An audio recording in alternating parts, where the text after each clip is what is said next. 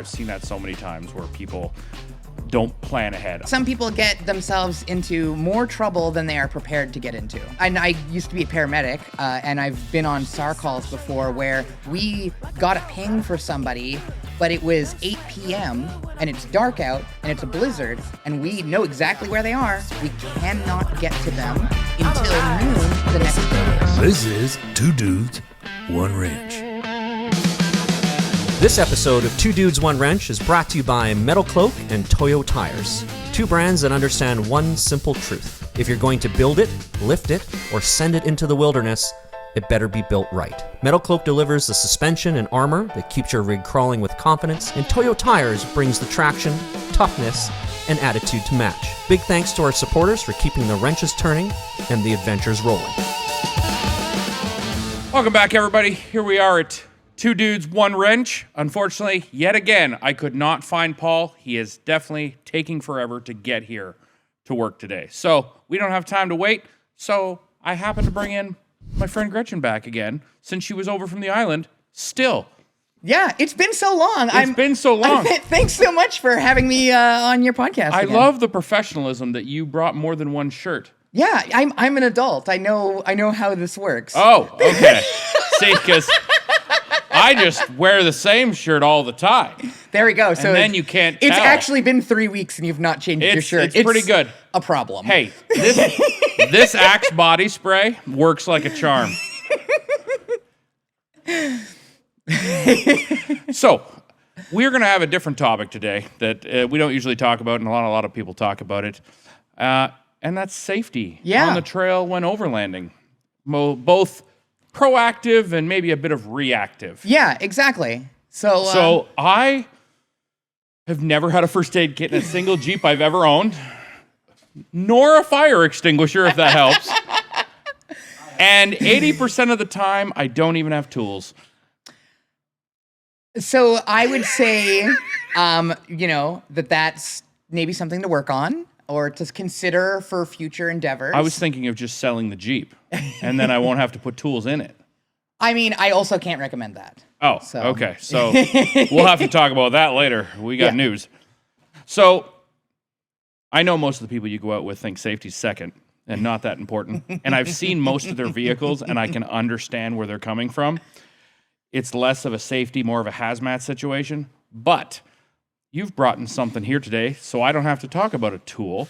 What tool did you bring from your arsenal? I brought another thing that I also keep on my Crow. I keep this little trauma bag, just right at the easy grab level on my Crow, so I can just quickly grab it off. It's got a Velcro backing, so it just peels off of there and comes down. And then if somebody gets hurt or something, I can quickly grab this. I don't got to fiddle around in the back trying to figure out where my first aid kit is. So I think you've missed the boat. See, as soon as you brought this out, I instantly thought, oh, this is part of that EDC trend I keep seeing on YouTube. Yeah, this goes on my where hip. You probably keep that on you at all times for all the regular occurrences that you have to do things. I do have a really small bag that I will keep if I'm like at a festival or something like that. So which fidget tool did you put in there? I mean, you could probably like fidget with the tourniquet. Perfect. There we go. Perfect. All right. So obviously, safety is important. I might not bring a first aid kit, but somebody with me probably has one, so I didn't have to worry about it. And if you bring a new enough of a vehicle, it doesn't break, right?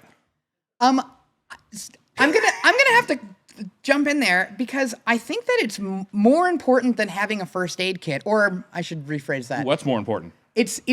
It's more important to know how to use the things in the first aid kit than to just have one. You can't just like go and buy a bag and then just like when shit hits the fan. You're now telling me I have to have friends with knowledge I think and common sense. I'm telling you that you yourself should take a wilderness first aid course. There's now not just a regular first aid kit. There's am I just in case I come across an injured bear?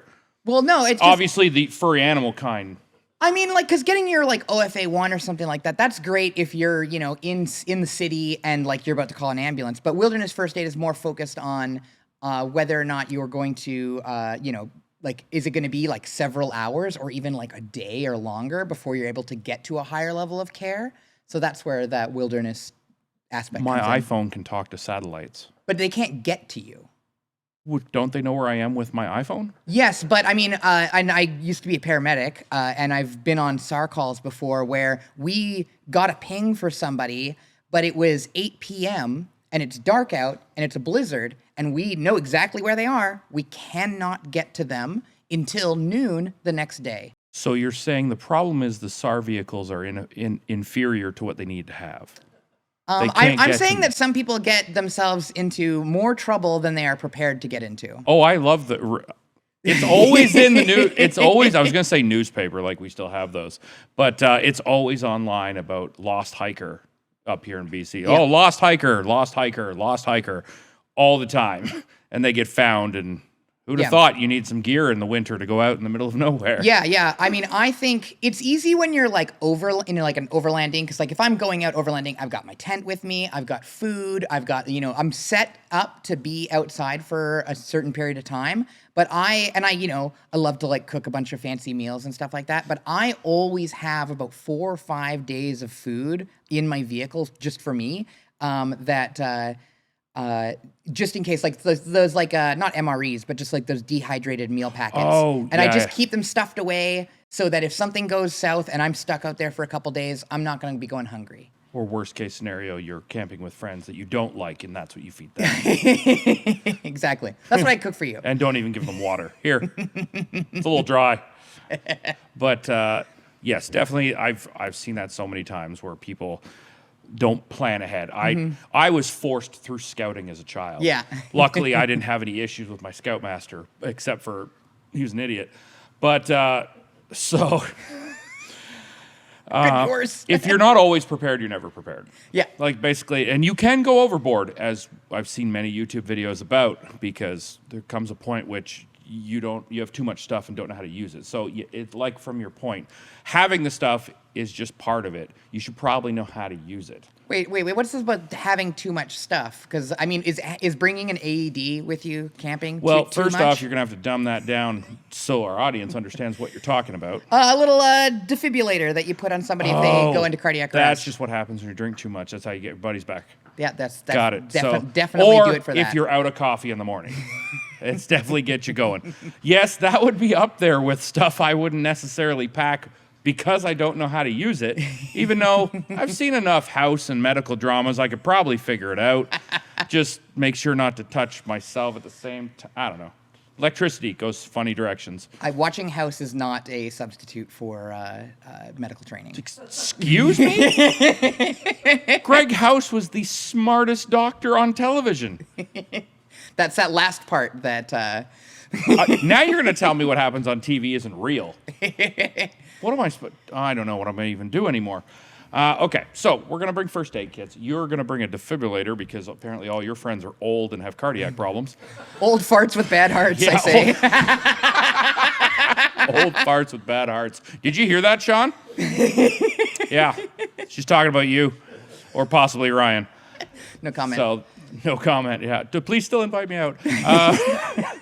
So, we've got first aid kits. We've got some food just in case, even if it's just some granola bars and stuff that doesn't go bad. Kind of like you're in a Fallout game, but in your truck. Yeah, so, exactly. Also, probably a good idea, water. Yes, huge. Bring more water than you think you need, and I would also just bring some sort of little like water filtration thing, like even just a life straw. Life straw or something that maybe isn't the most ideal thing to use, but will be able to get you some more fresh water if you need it. Because last thing you want to be doing is being stuck out in the woods, not being able to get help, and you've got giardia. Yes, and it is definitely more important to have water than food. Yeah. For a longer period of time. So I try and stock up on smart water. It does help me in bad situations to know what I'm doing. So that's not how that works. You keep trying to. My whole life is going to be just messed up now because I'm getting all this new information that apparently Wikipedia is not concrete evidence. Yeah, okay. Oh, great. No comment. Okay. So obviously bringing tools. Yeah. You got to bring some tools. Bring what you know, Xan. Yes. If you don't know how to change a wheel bearing, then you don't need to be prepared to do that. Just bring, up to your level of knowledge. You want to be able to, disconnect your battery, tighten something, fiddle So around with basics. things. You don't have to bring that. Yeah, because I did get stuck on a trail once where a guy's tools he'd never used before, and then the impact gun he had and the sockets he had didn't fit together. So one's 1/2 inch, one's 3/8, and I'm stuck with a 39-inch tire dead in the mountains. Rookie move there. Yeah. It's a good thing I was there. Next time I'm just leaving people behind. But yeah, so obviously stuff to repair things that you could actually do, because unlike the movies or TV, as we've learned today that TV is not always right, you can't just open the hood and see what's going on. Mm-hmm. It's not a flashing red light that says reset that button. Yeah. So obviously most you're going to do is mostly change this to a flat tire. Maybe, like you said, disconnect the battery, maybe fix a flat, so having some stuff to repair a tire or a valve stem that gets torn off. Some good stuff I've always found is from a mechanic brain is having like mechanics wire, duct tape, and ratchet straps. Yes. Ratchet straps, that's what got me back on a broken diff that fell out of a shitty Ram truck in the middle of the desert right after we built it. Now, it has nothing to do with us, all about the lack of good aluminum used in Chrysler diffs. Yeah. But still, if we didn't have 2 of those items, we were not getting out of that situation without a special phone call to a satellite. And that gets expensive. Yeah. So what else is in your vehicle that you would classify as safety?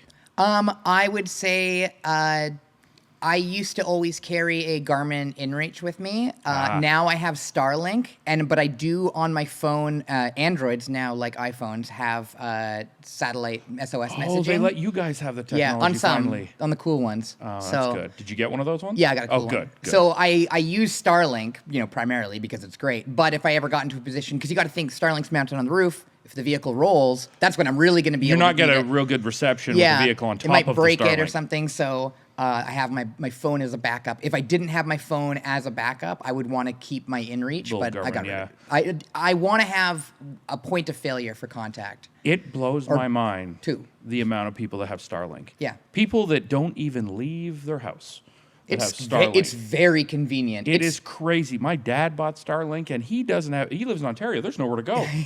Like, I don't understand why he has that. Like, it's probably faster than the internet they had where he lives, because I've been there, and it's bad. But I've never had any of the satellite devices, because usually when I went away with people, everybody else had it. Yeah. Everybody. And they're all at night walking around the camp with their thing in the air, trying to send one message home because they just wanted to justify having the toy. And so it's amazing that now we've come to the point where you can just high-def stream Netflix while you're on a mountaintop. Or like your phone. I have message with the satellite on the phone just to try it out last time we were out, and that is very efficient. Yeah. Like, it is, they made it a game to find the satellite, and then it's just like, it just works. Yeah, exactly. And they didn't charge anything, which is crazy, because some of those memberships have gotten up there. But, okay, so we've got ways to communicate. We've got ways to possibly help a bleeding person, or a heart attack person, or or a broken down person, or a hungry or thirsty person. Yeah. What are you packing for your animal? Well, that's a really good point. I've got Charlie with me all the time, so Yep. I want to make sure that he is comfy in an uncomfortable situation. And so, he's got his nice big Costco dog bed that just lives in the back seat of the truck, so I can always take that somewhere if I need to. In my rooftop tent, he has his own sleeping bag, so I can always bring that. I didn't down. even know existed until Charlie hung out with me at your wedding. Yeah. And he's in his own sleeping bag taco. And I'm like, I should have known they'd have dog sleeping bags by now. There's he has his own dog sleeping bag. He has his own dog chair, the Kuma dog chair. Which is really comfy, just like dog beds. Yeah, I took the back seats out of my truck to make him more comfy. Hey, I would do the same thing for any pet. I would take out seats for people as well, so they couldn't be in my vehicle. Yeah, but getting back to the preparedness, I always make sure that I have way more food. I have a go bag for him of like food and things that he might need. Like I have like earmuffs for him. I have his little booties, and I keep his food in there. And I basically, anytime I'm going, even if it's just for a day or two, I make sure that's full, because full will last us a little over a week. So I just want to be in a situation where it's like, we're gonna be an extra day or two. Then it's like, I don't even have to think about the food because I know we have more than enough. Well, the one thing that's different with the dog that like we have to be prepared. Yeah, They can't get prepared. exactly. It's like having a kid. They're but prepared as way hoping easier. you're going to do it. Yeah. So yeah, it's like having a kid. They just whine less and cost less, and they're far cuter and Yeah. fluffy and cuddly. So, okay, so pretty much that's a lot of safety stuff. Yeah. Now the only other thing would be like don't drive like an asshat. That's a really, really good point. Is that's like the like prevention side of things. Like you don't want to be so reactive, or you don't have to like react to something bad happening if you don't let it happen in the first place. So if you're like, oh, I'm on this like, sketchy, shelf road and it looks kind of like, it looks rough, that you could just be like, hey, can you spot me? And just doing that can prevent an accident. Just having a spotter, someone there to be like, oh, wait, no, turn your wheel or whatnot. And realistically, nobody should complain about spotting you. Otherwise, you're out with the wrong people. Yeah, So for sure. spotting, that kind of thing, or even just to quickly touch on chase lights. Yeah. Not a horrible idea because now at least you're letting the people in front or behind you maybe see you if they don't pay attention that much. Now you've given them a flashing light to be like, hey, don't hit me. Exactly. I slowed down. So that's great. I think that's a great slight touch on the safety topic. We'll have to continue that at another date.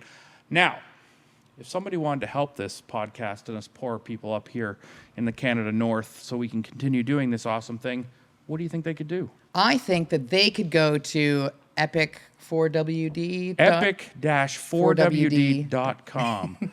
And there we have access to all of our socials and all of our products that we keep coming out with and when they're available for you to order and stuff. Plus, there'll be affiliate links sometimes in certain videos of ours if we have a tool that we're showing that you may like, because I've been informed that we should show links to that to help people find the cool tools that we think are awesome. But it's been great having you out here. This is not going to be the last time. And if we've learned nothing today about safety, just stay home. That's the safest thing you can do. Just stay home. That's it. I will now speak in a calming narrator voice. Thanks for listening to Two Dudes, One Wrench. If you like what you heard, please tell all your friends, and even your enemies. If you didn't like what you heard, that's valid. Growth often starts with discomfort. This podcast is produced in-house by the super good-looking folks at Epic Adventure Outfitters. Did you know that Epic custom crafts our own premium off-road products? If you'd like to support our small, courageous crew, please visit our website at epic-4wd.com. That's epic-4wd.com. Make a purchase of our premium gear and give us your money. In turn, we will ship you something truly special. Epic, where legendary people get epic gear. The podcast is produced by Stefan Radovic, known to his friends simply as Beardo. We are sound mixed wonderfully by audiophile Mark Henderson. Our theme music is by the reclusive Vancouver artist known as Chadwick. Podcast artwork is by our dear friend and mother to 5 spirited children, Beth McLean. Your hosts, Paul Brassington and Christian Hansen, two people who have a great disdain for each other, yet remain openly friendly in public. Logistics are important and handled by Jamie Manns. Background commentary and moral support rests with Landon Kello. Our liability reduction specialist and in-house therapist is Lindsay Ramage. Our executive producer is Alex McDonald, who is from Scotland but has never played the bagpipes. This has been an Epic Adventure Outfitters production. The episode is now complete. This has been whatever this was. Until next time.